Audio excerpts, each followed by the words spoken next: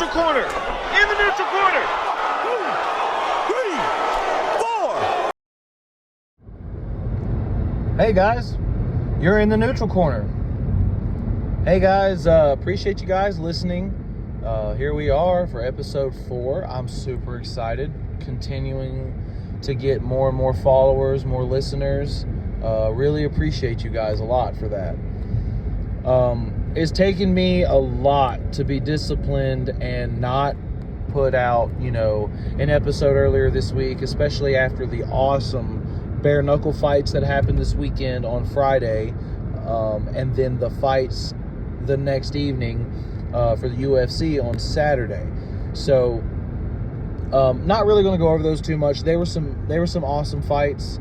The bare knuckle was really exciting. The main event was super exciting. Lorenzo Hunt, who, even though I may not be a big fan of his in-ring antics and his antics at like the stage to get into people's heads and stuff, I get what he's doing, and the man's a monster. And he he fought this guy, Mike the Marine. I can't remember his last name, but this dude was on a roll as well. And he told everybody he was going to march him down and get in Hunt's face, and that's what he did. And he knocked Hunt down, and I mean, Lorenzo got up at the count of 9, man. At the count of 9, that's crazy. And the very next strike thrown was a knockout punch in favor of Lorenzo Hunt. I mean, that's an awesome story. That's one of those exchanges that when you see it in a movie, you're like, yeah, whatever. Literally, though, as soon as he got up and that referee stopped counting and said, fight, one punch was thrown, and it was Lorenzo, who just got off the canvas, knocking that other dude out. I mean, the dude was snoring on the ground. It was scary looking, but gnarly for sure. So, man, that's, the BKFC stuff, so brutal, but it's exciting. It is for sure. Then, of course, we also got to see Greg Hardy get knocked out, and by a guy that was just a underdog, So, honestly, not a big Greg Hardy fan, so I don't know. It doesn't ever hurt my feelings to watch him get knocked out, right? So yeah, as far as the UFC fights, I had a lot going on last Saturday, and I did watch some of them. Wasn't familiar with a whole lot of the names. I know Andrade got submitted in the first round pretty quickly, and only thing I'm going to say about that is that sometimes you do take a fight too close to your last fight, and your body hasn't had time to heal, and you haven't had time to prepare. And then, short notice fights are dangerous, especially against people who are grapplers like that and are just so sneaky and so tricky. So it's definitely one of those things that, she probably benefited from getting 2 paychecks like that back to back. However, that loss, it doesn't help at all, especially after looking as dominant as she did, against Murphy just a few weeks prior. But anyways, I really am going to I want this podcast, this episode, to focus more on, there is some local news. There's some major news that does affect us locals and things like that. So for those of you who don't know, Roy Jones Jr. is from Pensacola. I mean, he's only said it and yelled it and screamed it his whole entire career. Pensacola in the house. But yeah, so Roy Jones Jr. is from Pensacola, and those of you who don't know who Roy Jones Jr. is, get your head out from underneath a rock, and he's the greatest. He's the greatest of all time. He is the GOAT. He's 5-time multi-weight world champion, former heavyweight champion, middleweight champion, light heavyweight champion, super middleweight champion. The guy is a legend, okay? But as he's older, and yeah, he's still competing. He's competing against Anthony Pettis. We've discussed that in the Milwaukee card coming up soon. So, that's really cool, and that's really exciting. But the other things that Roy does is he's a coach. As I've mentioned in my first podcast, I was actually coached by Roy for 3 years. I trained out there at his house, at his home gym off of Bodyhead Island, as we and they call it. And it's an amazing experience. With that being said, there's some controversy going on around here lately because one of my former training partners, stable mates is what we all used to call each other, Michael Williams Jr. Dude's a phenomenal talent. Fights at, I think he's fought at 40 and 47, 147, 140. So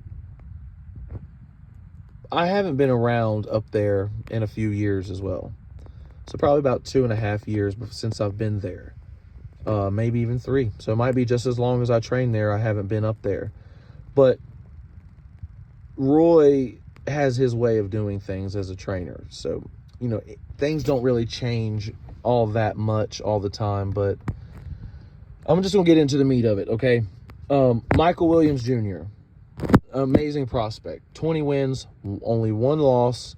And he has been a protege of Roy's for like 5 years, okay? His dad is his manager, his main head coach, but they do half their camps up there where he's from, and they do their back half down here at Roy's, and etc.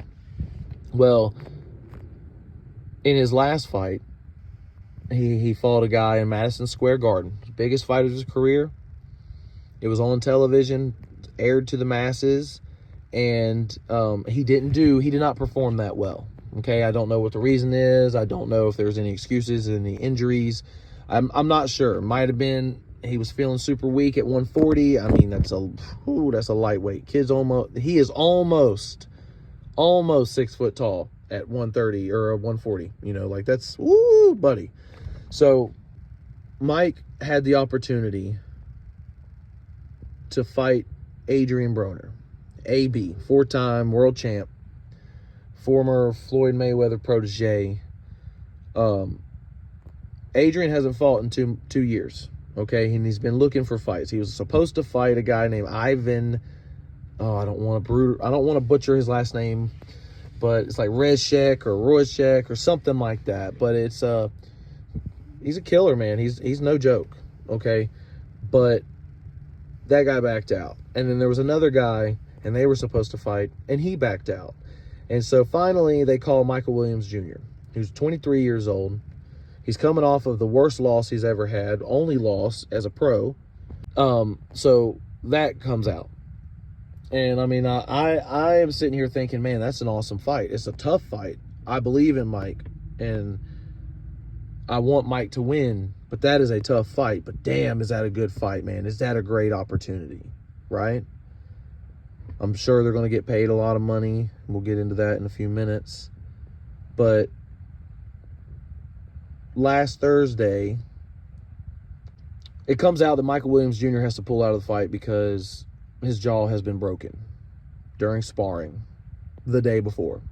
8 days before his scheduled fight against 4-time world champion Adrian Broner. And the issue right now is that the dad, Michael Williams Sr., good guy, nice guy, he is very upset with Roy, saying that Roy basically sabotaged Michael Williams Jr. and that, Roy's ego got in the way, and that, that he had said basically, all right, well, Michael Williams Jr. has been calling me, telling me, Dad, they're acting different down here. They're acting funny. Roy's being different. Everybody's being different. And, it's weird. I don't like it. And at first the dad's like, well, yeah, son, you've got a big fight coming up. Tough it out. This is the big time. This is what happens. And he's like, you just don't understand. Things are different. And anyways, it's been out there. The dad said that, Michael Williams Jr. sparred 10 rounds on Tuesday. And then Roy calls the dad, Mike Sr., and says, hey, I think that we should pull him. I don't think that he's ready. He's taking unnecessary shots sparring. You know, he's not he's not being defensively sound like I would like against AB. To which the dad's response and his question is, well, how's his offense look? And Roy says, offense looks good. His offense looks great. It's his defense I'm worried about. So his dad says, well, you leave him in the fight. We're taking the fight, no matter what. Work on his defense then. But if his offense is good, why are you worried? So Roy says, okay. So Roy tries to talk to Michael Williams Jr. Now, all this information I'm getting is from hearing interviews with both Michael Williams Sr. and Roy Jones Jr. So Roy calls Michael Williams Sr. and says, hey, after he gets on the phone, he calls Jr. and says, listen, man, I think that you should talk to your dad. I think that listen, I'm just telling you, I don't think that you should take the fight. And he's trying to talk Mike Williams out of taking the fight for AB, in which, let's be honest, he's probably looking at about 6 figures for a pay-per-view main event against Adrian Broner. Like, come on. He's looking at a mega payday. So Roy doesn't care about the payday and about the money. Everybody thinks he does. Everybody thinks that Roy is like, it's all about the money for Roy, and it is to an extent, but it's also about his legacy as a trainer. It's also about the way that he looks and his brand as a trainer. Michael Williams Sr. said that when they pulled up the first day at camp, that Roy's wife had said something about that, with Roy standing right there talking about the fighters are making Roy's brand look bad because Chris Eubanks got knocked out just a few weeks ago. And, I understand both sides, guys. I understand. Everybody's mad at each other, and I understand. Roy's got a brand to protect. He's also got coaches and athletes, rather. He's got athletes to protect. And you are trusting this man. You're paying this man to train, to coach you, to be your coach. Whether your name is Michael Williams Jr. or your name's RJ Summerlin or your name is, Andrew Murphy or your name's Fernando Bunch, we're paying to be there. We're doing it to be there because we trust this man, because we trust him to tell us, hey, yeah, you can do this. No, you can't do that. I have a son. If a coach told me that he didn't think my son was going to be able to do well, as a dad, you got to weigh that out, man. You got to weigh out like, hey, do I want my son to get this money but potentially get hurt and not have any more big opportunities ever? Or do I say, you know what? Let me listen to this guy that I think is the GOAT. Let me listen to this guy that's got more experience than any of us in this sport of boxing, and let's see what he has to say. Money blinds people, and money changes people, and money will make you do and say and act in different ways. But the fact of the matter is that Roy is a businessman. Roy is a coach. He's both. You can be both, okay? If a coach is worried about the defensive skills of your fighter, that's a big deal, man. I understand where you're coming from as a dad. I understand. This is my son. This is his opportunity, the biggest opportunity he's ever been given, and this is his opportunity to be able to be set financially, at least for the time being. You don't know what's going to happen, he keeps saying. You don't know what's going to happen in the fight, and he is 100% correct. You don't know if Michael Williams Jr. would have went out there and knocked AB out in the first 10 seconds, last 10 seconds, in the middle of the fight. You don't know. He is correct. Roy also said that the main sparring partners for Michael Williams Jr. new pros, is the best way I can say it. 3 fights, 3 pro wins. Adrian Broner's got 4 world championship wins. He's got more world title fights, more world title experience than these guys have professional fights. And these guys are tagging Mike. And these guys are doing the things that they got to do. Nothing taken from these guys. These guys are skilled. Roy does not have you in his gym if you ain't skilled. That's just bottom line. Roy is the type of trainer, you can get the fuck out of my gym. If you don't understand how to throw that jab, if you don't understand how to do that defense, if you don't understand this, Roy will tell you to get out of the gym because he doesn't want to waste his time on anybody that's not going to listen. Roy's been here for a long time. Michael Williams Sr. keeps saying, if it ain't done Roy's way, Roy's controlling. And if it ain't done Roy's way, then Roy's mad. Because it works for him. Sometimes it doesn't. That's how it is for all of us. Everybody's ways are flawed, and everybody's got their ways. Does my heart hurt for Michael Williams Jr. right now? Yeah, man. I would give anything to be in the position to fight Adrian Broner or anybody of equal value, an opportunity to fight someone for that much money. Fuck yes, dude. It's a hard decision because I'm not saying either one of them. I am 50-50 on the cusp. I honestly do want to side with Roy more just because I get it from a coaching perspective, and I get it from a perspective of like, yeah, this is a big opportunity, but he's getting hit by guys with way less fights, way less experience, who are way less tricky, who are way less sneaky, who aren't counter punchers. Mike's offense looks great, but his defense doesn't look good. So AB's going to counter punch. Mike's offense can look as great as he wants it to be, but when AB counter punches because Mike's not defending, that's going to change the fight. If Michael Williams Jr. goes out there and has another showing like he did the last time, these opportunities aren't going to come again. That's not a knock on Michael Williams Jr. That's a knock on the state of boxing. If it was MMA, Michael Williams Jr. can go out there and get knocked out in the first round and still have more fucking opportunities as the years come. Not in boxing. In boxing, it's usually one and done. He has the rare opportunity to, after his one, get the bigger fight. He goes out there and he loses to AB in dramatic fashion. In any way, if he gets outboxed for 10 rounds, 12 rounds, however many rounds they were set to go, if he goes out there and gets knocked out, if he goes out there and gets stopped, if he does any of that, that kills any momentum and any chance for any other major promoter or major sport to want to cover him, to want to matchmake him, to want to promote him. Yeah, it hurts Roy's brand as well. Roy takes an L too. RoyJones don't know how to coach the fighters. RoyJones' fighters aren't defensive. Etc., etc., etc. These are the storylines that could come out of these things. And things are a business. Just as much as they're a business side for you and your family, they're a business side for him and his family. He told you, I don't want you going to Madison Square Garden. I don't want you to take that fight. I don't think it's a good fight. And what did he do? He showed up. He told him, I can't be here. I got some other thing. I got to go make some more money somewhere else. And he booked it.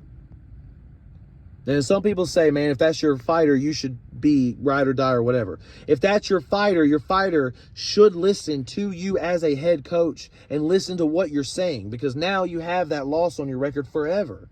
It never goes away. Michael Williams Jr. don't deserve that. Michael Williams Jr. deserves to be undefeated. Honestly, I'm the type of person, I've taken some retarded fights, some really dumb fights, all because I think I can beat anybody. That's what you're supposed to do as a fighter. Now you add on top that your fucking son is the fighter? Yeah, you think he can beat anybody. He's your son. If you've got to understand there's emotion in there. Whereas with Roy, yeah, there's a little bit of emotion. I've known this guy. I've been real close to the family for 5 years. But Roy still sees it from a coaching perspective and a business perspective and an X's and O's point. So Roy's not thinking on emotion of like, oh, Roy's not thinking about the money that he could be making. Roy's not thinking about the things that Michael Williams Jr.'s life would change in the better ways of him beating AB. Roy's thinking about he's going to go there and he's going to get embarrassed by AB like he did the last time against a lesser opponent. He's going against a 4-time world champ. He doesn't know for sure, but Roy's 50. So his 40 fucking years of boxing experience, watching, coaching, fighting, training, meeting folks, all of that experience you're telling me means nothing? He's good enough for you to come down to and get to 20-0, but then when it comes time for the hard fucking decisions, oh, he's greedy. Oh, he's egomaniac. I disagree. Respectfully. That's your right. That's your opinion. That's your right and your opinion to have. You've had plenty closed door moments with Roy. You know him. That's fine. I have too, though. And I know him. I've sat down and had a talk, face to face, heart to heart with the man about my career and what I was doing and where I was going. And he gave me real heart to heart, man to man advice. He didn't say, well, then just fucking quit. You don't need to do it. He didn't say, oh no, keep doing it. Whatever. He talked to me as a person. And that's all he's trying to do to you guys and let you guys know. Oh, the vibe was different because you're not fighting a fucking MMA fighter that's had 2 pro MMA fights at Island Fights. You're not doing that anymore. You're not fighting in your hometown, Fayetteville, against another MMA fighter or a fucking 2-12 boxer or even, hey, fine, a 5-0 boxer. You're not fighting that guy. You're fighting Adrian motherfucking Broner, former Team Money Team or The Money Team, former motherfucking Floyd Mayweather protege. That's who you're fighting. 4 times he's beaten a world champion. 4 times. At least. And he's getting hit by these guys. And Roy's like, yeah, I gave him, I had guys calling me that are fighting the same weekend or a week after or a week before that wanting to come. They're the same weight, height as AB. But I can't guarantee Mike Williams Jr.'s safety. I know that if sparring my guys, if they go too hard and they hurt Michael Williams Jr., they're out of my gym. They out. They know that. I can't guarantee that against someone I'm bringing in that wants to show off in front of me, that wants to try to hurt him and show him that AB ain't no game. So I have to tell them no because I'm worried because he's getting hit by the guys at my gym with less experience.